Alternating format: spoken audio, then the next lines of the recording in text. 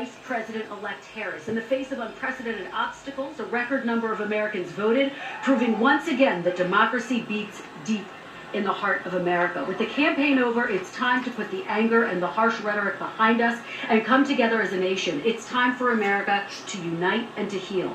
We are the United States of America, and there's nothing we can't do if we do it together. So there you see again Joe Biden really stressing and calling for unity in this moment, acknowledging the fact that these results in these key battleground states were close, acknowledging that it is going to be up to him now to try to unify what is a deeply divided nation.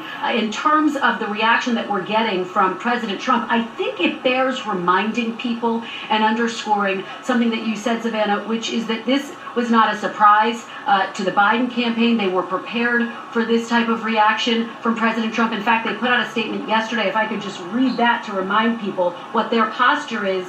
As we said on July 19th, the American people will decide this election, and the United States government is perfectly capable of escorting trespassers out of the White House. So to that point, defiance from the Biden campaign, from President-elect Joe Biden, who's clearly not going to be daunted by the comments of President Trump. In terms of those legal battles, the Biden campaign in the days leading up to this historic moment have called those legal challenges meritless. They've called them charades, and they say they have a team of lawyers ready to fight them. So it is significant, though, that we're getting our first reaction from Joe Biden himself as he prepares to take the mantle of president-elect. Savannah. Kristen Welker, thank you. As we look at that crowded Black Lives Matter Plaza in Washington, D.C. near the White House, and again, you saw some of the images from New York. One person described it to me as very much like the saluting the medical heroes that was a part of the COVID response. People on balconies and out of their windows celebrating. Again, these are images coming from obviously two very blue parts of this country, but a lot of passions in the streets right now. Let's go to Michael Beschloss. We need a historian at a moment like this. And Michael, take a step back, will you? You're the historian. We're the journalists. We live in the moment. You live in over the course of time. How do you reflect on what has just unfolded? Well, the first thing, Savannah, that occurs to me is this.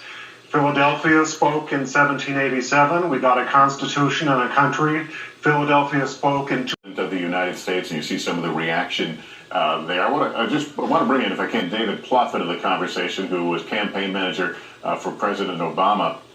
And David, I'd like to talk about this period between now and January 20th with a defiant President Trump right now. Explain how this is going to work. Transition is so key between two administrations. Well, it is, Lester, particularly given the pandemic and all the economic challenges. But I'd start by saying Donald Trump might not move on, but the rest of the world is going to move on. In a matter of days, Joe Biden will be announcing who his various cabinet secretaries are going to be. He'll be meeting and talking to members of Congress in both parties. So Trump, to me, becomes increasingly irrelevant, other than the peaceful transfer of power.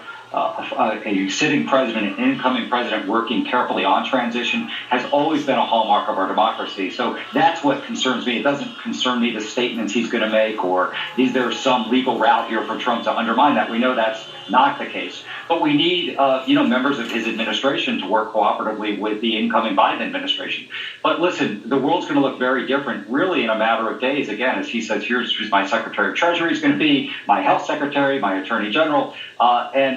I think he'll start talking to Mitch McConnell and Republicans in Congress, of course, Nancy Pelosi and Chuck Schumer. So I think that's where we are. So I think we should not pay much attention, in my view, to the things Trump's saying about the election. The important thing is he going to do anything to undermine the peaceful transfer of power in terms of working cooperatively? And is he going to fire a lot more people? Are there going to be executive orders done to benefit, he or his family? That's what we need to be concerned about. And David, what tone would you advise Joe Biden to take vis-a-vis those folks who did vote for Donald Trump and who may be believing what he says about a fraudulent election, an election that has been stolen? It's one thing for you, you're a Democrat, you say we're not going to pay attention to that, but there are millions of Americans who will. How should Joe Biden speak to them and address that?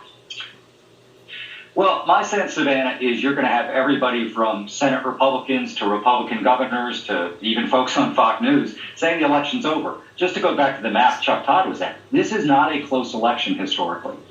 Okay, Joe Biden's going to win with a higher percentage of the popular vote than Barack Obama did in 2012, and certainly Donald Trump did in 2016, than George W. Bush did in either of his elections. And his electoral vote's going to be north of 300 in all likelihood. So it's a significant win. And again, I think things start changing today. That intensifies tomorrow. So Donald Trump may not be satisfied, but I think Joe Biden is going to reach out to those voters. I'm sure it's one of the first things he's going to say tonight is I'm going to be a president for all of you. And speak to the fact that I know a lot of people voted against me. I know people have concerns about the election because of what Donald Trump said, but this is a free and fair election, and I'm going to go out there and fight with everything I have for you, which is he's going to have the toughest challenge any incoming president has had since FDR. So he needs to rally the American people, as many as he can, around some of his policy prescriptions and how he's going to lead us out of this pandemic. And I think, too, Savannah, I mean, everything we've seen from the former vice president, now president-elect, underscores